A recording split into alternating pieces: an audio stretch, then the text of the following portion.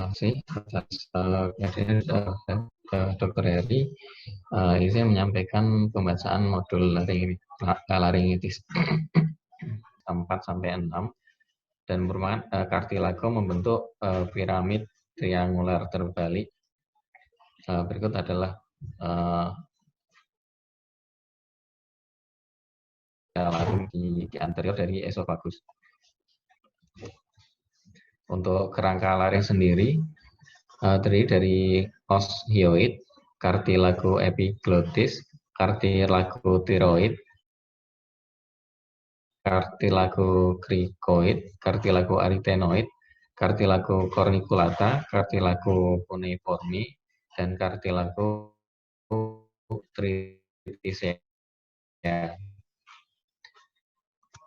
Untuk kartilago sendiri istilahnya sepasang itu adalah ada corniculata, cuneiforme, sama triticea.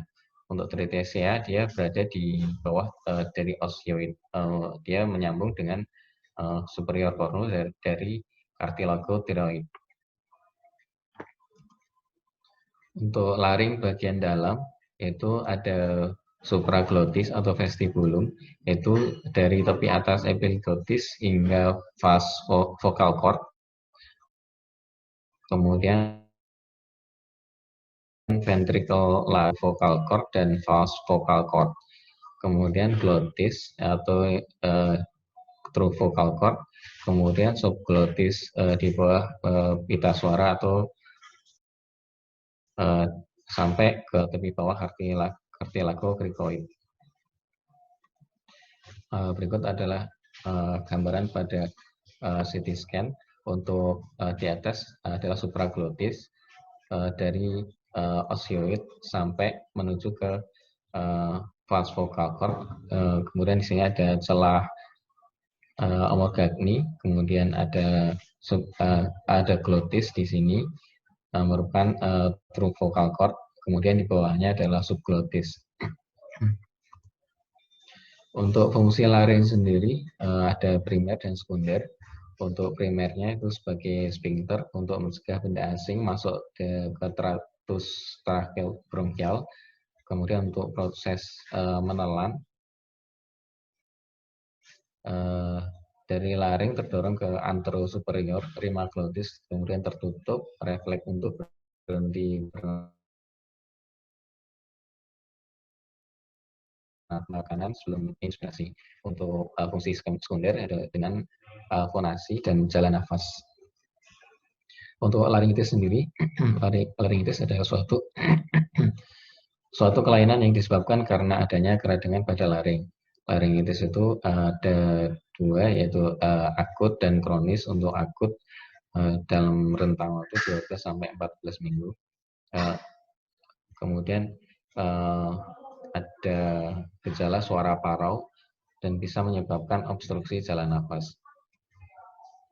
Untuk faktor resikonya pada pasien balita, penderita infeksi saluran nafas bawah dan paru-paru, terapi radiasi atau brachyterapi, pemberian imunosupresi, kemoterapi, dan pasien banyak berbicara atau vocal abuse seperti pada guru, penyanyi, dan selnya. Untuk non-spesifik ada dari virus Streptococcus pneumoniae, E. coli, Haemophilus influenza. Untuk spesifik dari difteri dan MTB. Untuk pemeriksaan penunjang dapat dilakukan dengan laryngoskopi indirect, kemudian laryngoskopi direct, kemudian dengan fiber optik atau yang biasa kita sebut dengan laryngoskopi fleksibel, kemudian dari radiologi dan laboratorium.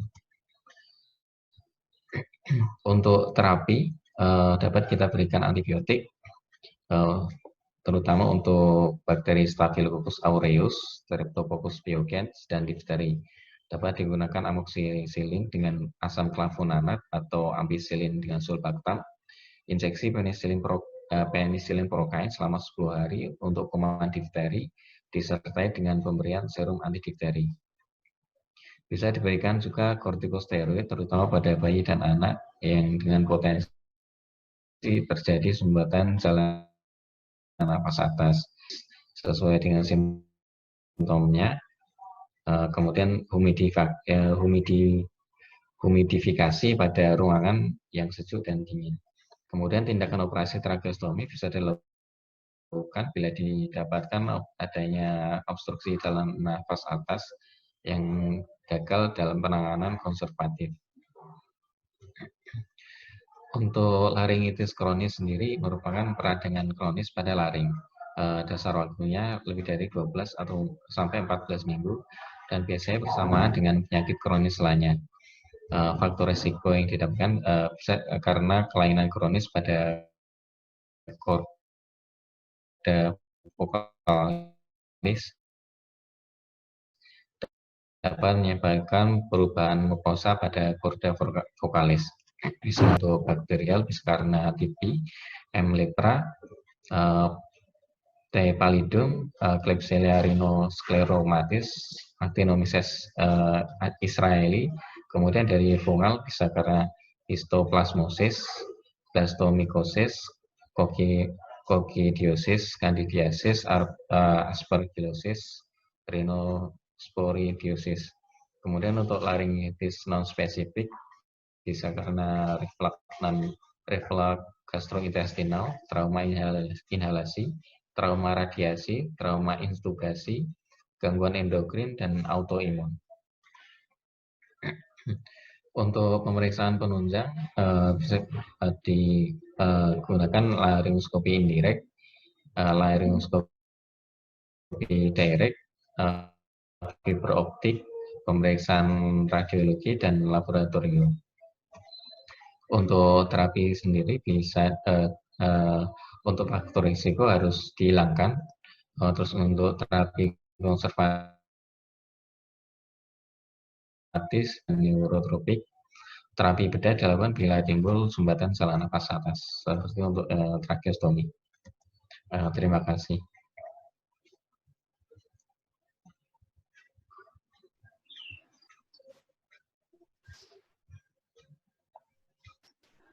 Terima kasih Pak Hendro. Ini sepertinya belum lengkap ya Pak. Suara saya kedengaran? Iya dokter, bisa ya. Dokter. Ini kan modul laringitis. Kalau dari modul mungkin kan belum ada semuanya, tetapi kan tugasnya yang presentasi adalah menambahkan apa yang belum ada, kemudian yang belum jelas harus dirinci kembali. Ya, boleh dilihatkan slide-nya dari awal. Baik, dokter.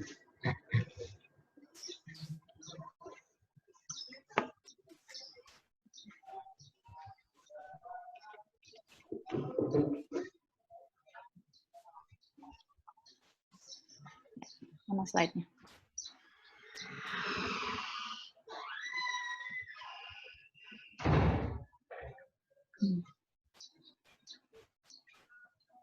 Ya, untuk dari ini ya, dari anatomi ya, mungkin kalau di awal seperti ini bisa lebih diperjelas ya, lebih didetailkan lagi. Oke, memang mungkin sudah berulang-ulang ya untuk anatomi laring. Oke, coba ini skip dulu. Tadi ke yang fungsi ya, fungsi laring. Ya, kalau pembagian laring sendiri, yang mana yang dianut, Pak?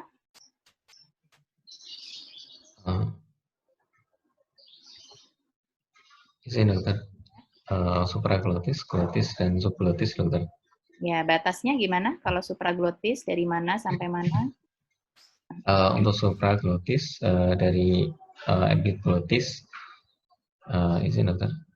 Dari di tepi atas epiglotis hingga false vocal cord atau pita suara palsu. Kemudian glotis adalah true vocal cord, kemudian subglotis dari true vocal cord hingga tepi bawah cartilago cricoid. Ini yang untuk ventricle laring atau sinus Morgagni, ini maksudnya gimana Pak? Dia adalah termasuk dalam pembagiannya atau dia masuk di dalam salah satu dari tadi supraglotis, glotis atau subglotis? Masuk di supraglotis, dokter. Ya, jadi kalau misalnya kamu di sini kan mau menjelaskan pembagian, ya seperti yang slide yang setelah ini, 3 ya, tadi supraglotis, glotis, dan subglotis. Kemudian kalau mau perjelas lagi, bisa ditambahkan, misalnya di supraglotis itu ada apa saja di dalam supraglotis. Kemudian di glotis mungkin ada bangunan apa saja, di subglotis, nah itu bisa diperinci seperti itu. Supaya tidak bingung karena kamu 2 slide ini jadi berbeda. Padahal maksudnya sama ya. Ya. Okay. Kemudian ke fungsi Pak. Fungsi dari laring, ya ini kan superficial sekali ya. Sebetulnya kalau fungsi laring untuk apa sih?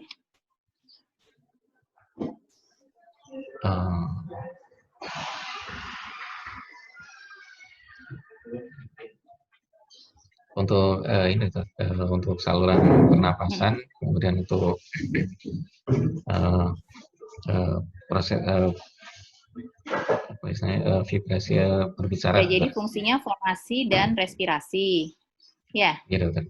Ya, kemudian ya untuk respirasi sendiri ada beberapa kan fungsinya, dia berguna untuk apa saja sebetulnya selain untuk keluar masuknya udara, dia punya kegunaan yang lain nggak? Kalau misalnya kan reseptor untuk batuk ya, jadi refleks batuk itu kan adanya di laring kan? Kenapa kok orang batuk? Iya, dokter.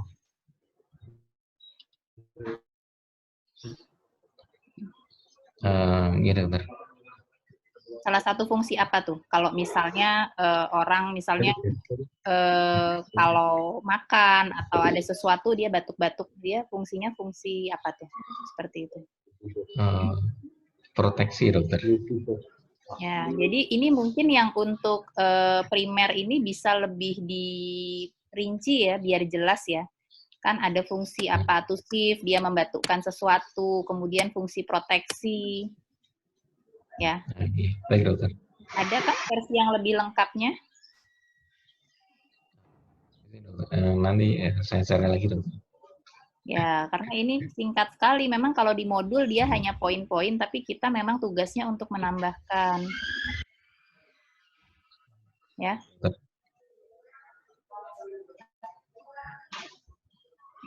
Oke. Next, yang slide berikutnya. Ya.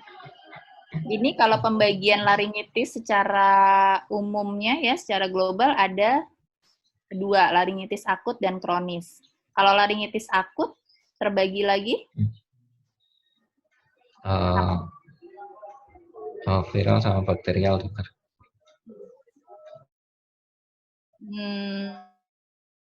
Sebelum itu?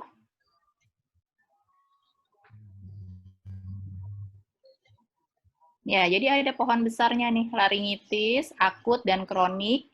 Kemudian laringitis akut terbagi lagi menjadi apa, kronik apa lagi.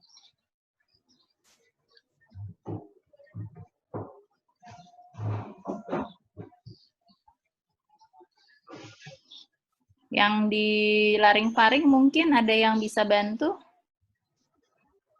Apa pembagiannya? Kalau laringitis akut?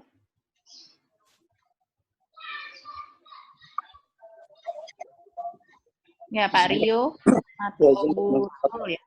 Berdasarkan dari penyebabnya bisa dibagi menjadi viral dan bakterial, dok. Kemudian? Nah, kemudian menurut waktu akut dan kronik, akut bisa bakterial, bisa viral. Kemudian pada pembagiannya bisa spesifik dan non spesifik, dok. Ya, laringitis yang akut ataupun kronik, yang spesifik dan non spesifik. Kemudian kalau laringitis akut yang spesifik apa yang masuk di situ?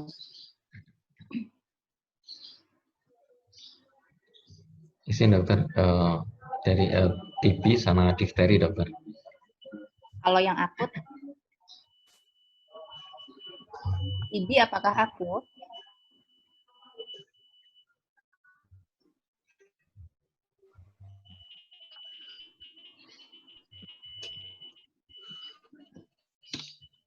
Laringitis akut spesifik?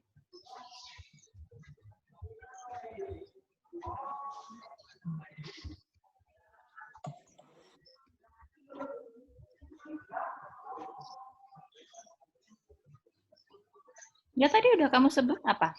Laringitis akut spesifik?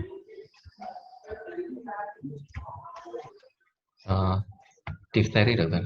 Ya, kalau TB akut atau kronik? Iya, dokter, kronik, dokter. Ya, makanya kalau mendede, ya harus dilihat dulu dia apa. Walaupun sama-sama spesifik, kan kamu harus lihat dia akut atau kronik ya. Baik, dokter. Nah, kalau yang banyak kita pelajari untuk laringitis akut yang spesifik, tadi difteri. Nah, ini jadi maksud saya dari pohon besarnya ini, kamu buat dulu laringitis akut, pembagiannya spesifik, non-spesifik, kronik, ada spesifik, non-spesifik. Kemudian masuk kepada laringitis akut, misalnya yang spesifik, apa, difteri. Nah, kamu bahas di situ. Ya, dari konsepnya, dari gejalanya apa saja, temuannya apa saja, kemudian tata laksananya atau pemeriksaan untuk diagnostiknya dulu ya, kemudian tata laksananya apa, itu kamu bahas tersendiri. Ya, ini tadi kan terlalu singkat ya, PowerPoint-nya kurang lengkap. Kan sebelumnya sudah ada yang buat juga, Pak.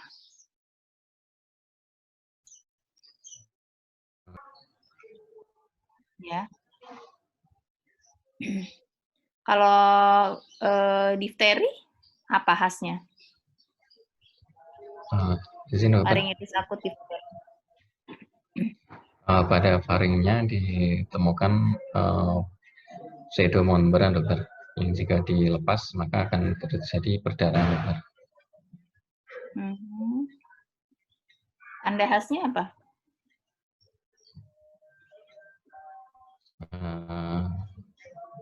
Ada bull neck, dokter. Itu saja.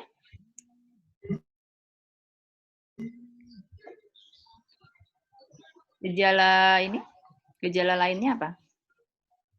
Gejala yang khas atau mungkin yang membuat kita harus ekstra hati-hati pada laringitis difteri itu apa?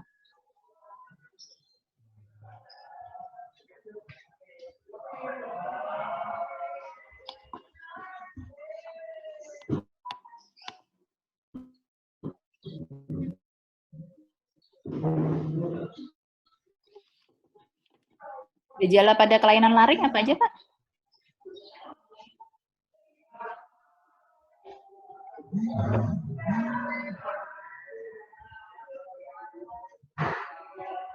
Seperti laringitis, epiglotitis, pharyngeal kalau difteri.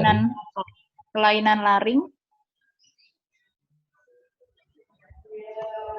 laring kira-kira kalau orang kita curigai ada kelainannya di laring, kira-kira dia keluhannya apa saja bisa?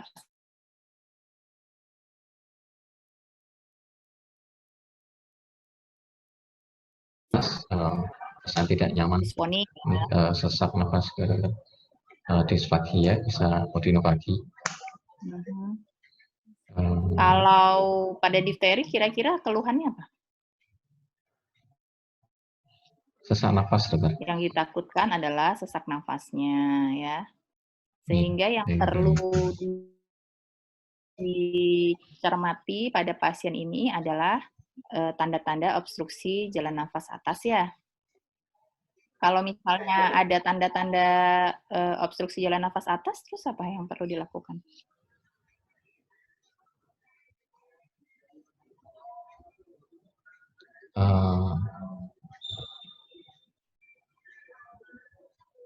Bisa dilakukan tracheostomi, dokter. Kapan? Jika ditemukan gejala Jackson 1-2, dokter. Ya, kalau dari anak Jackson 2 ya sekarang ya. Baik.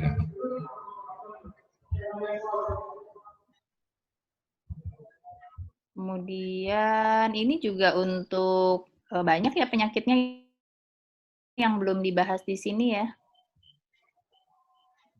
Supraglotitis juga belum ya. Baik. Supraglotitis akut nama lainnya apa, Pak?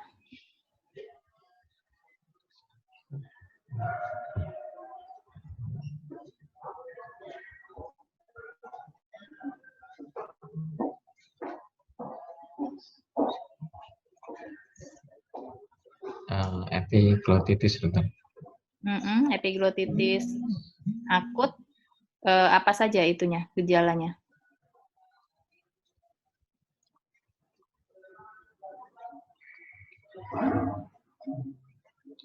Seperti suara serak, dispagi, kemudian Ya, dyspnea, epiglotitis loh. Epiglotitis kan ada suara serak?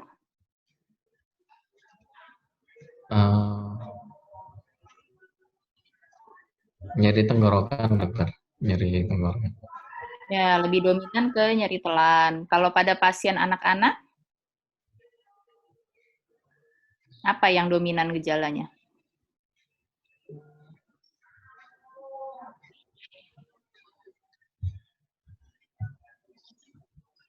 Bu Nurul ada? Iya, dokter. Ya, gimana Bu? Epiglotitis atau supraglotitis akut? Untuk epiglotitis, biasanya pada anak-anak, dia onsetnya cepat, dokter, 2-6 jam, kemudian keluhannya demam, ada nyeri tenggorok, kemudian ada stridor inspirasi, dokter. Ya. Kemudian dia ada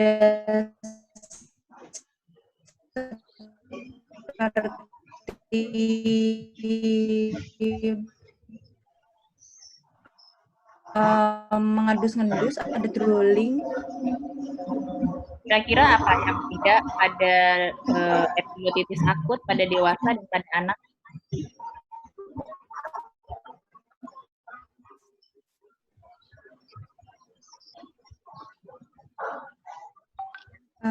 Pada anak-anak dia tampak kesakitan dan ketakutan, dok. Kemudian dia duduknya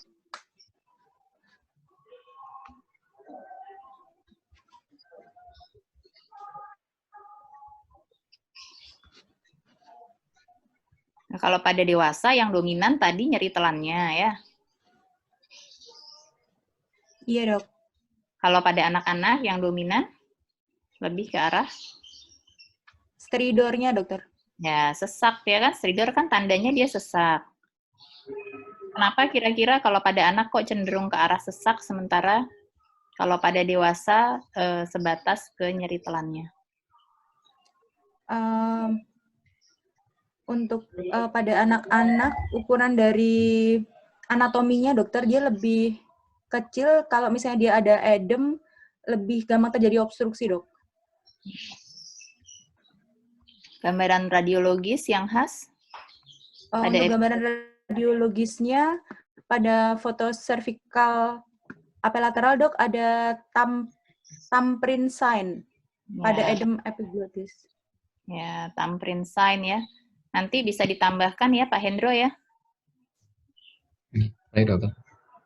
Karena kan banyak yang khas dari laringitis ini, mungkin terutama yang kasus-kasus yang tadi yang khas dari gejalanya, dari temuan klinis atau radiologis itu paling tidak harus dijelaskan. Ya, ini tadi saya lihat masih banyak yang belum ada, terlalu singkat untuk PowerPoint laringitis sendiri, karena laringitis kan luas di sini kan. Baik, dokter. Ya.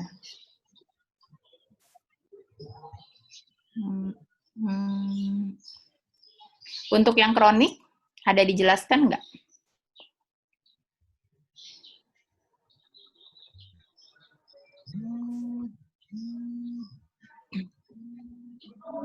Izin dokter.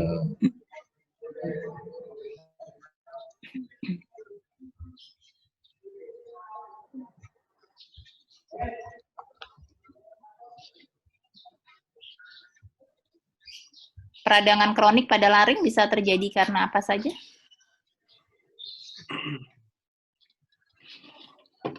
Bisa bakterial, bisa fungal, dan bisa non spesifik seperti reflux gastrointestinal, trauma inhalasi, trauma radiasi, intubasi. Ya. Ada lagi slide-nya yang tentang laringitis kronik? Kamu masukkan apa lagi?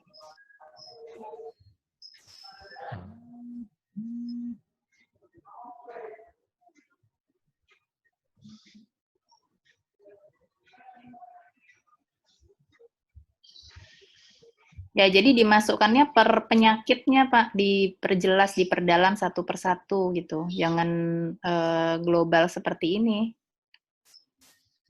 Oh ya dokter.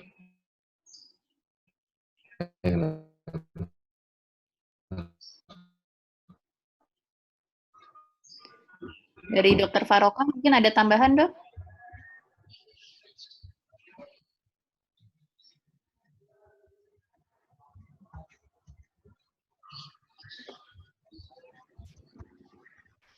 Untuk Pak Hendro, benar ya? Ya. Pak Hendro itu kurang diskusi sama temen ya. Kemarin saya kasih tugas untuk diskusikan sama kakak kelasnya. Pak Hendro-nya sepertinya masih takut apa malu, nggak enak. Jadi kalau nggak ada yang paham, saling ini kelompok belajarnya itu ya saat di laring-faring itu siapa, atau kalau punya kakak kelas yang sudah istilahnya soulmate-nya atau ininya yang lebih dekat ya boleh belajar ya. Pak Hendro. Jadi harus belajar ya, untuk online ini kan jarang ketemu, tapi kalau tidak aktif sendiri ya nanti salah terus. Dibaca, kalau ini kita online bisanya bisa konsultasi via WA, bisa pakai ini langsung bisa, pakai video call, kan bisa, ya kan? Karena memang ya kondisi seperti ini ya harus memanfaatkan untuk konsultasi juga, jangan diem saja. Saya dapat kasus di poli apa-apa saat jaga, misalnya mau didiskusikan, boleh-boleh saja janjian, dok tadi ada kasus seperti ini pembahasannya bagaimana, misalnya swabnya bagaimana, itu nggak apa-apa. Semuanya ya yang di laring-faring ya. Ini udah minggu H-2 terakhir ya. Besok udah minggu terakhir, jadi dipersiapkan yang mau ujian. Yang kurang-kurang nanti kalau masih LF1 bisa dilanjutkan waktu LF2. Yang masih ada waktu silakan, yang sudah membuat tugas, konsultasikan dengan pembimbing masing-masing. Baik, Dok. Ya, demikian Dr. Eri, terima kasih untuk modul laringitisnya. Ya, terima kasih, Dok. Untuk perbaikan modulnya Pak Hendro, bisa konsultasi sama Pak Rio dan Bu Nurul ya, tugasnya sebelum keluar laring-faring 2 ya. Itu dulu Pak Hendro, nanti kalau sudah jadi di email ke saya ya, dilaporkan dulu saya lihat ya. Oke, terima kasih atas presentasinya. Monggo bisa dilanjutkan untuk presentasi yang lainnya. Terima kasih. Terima kasih, Dokter.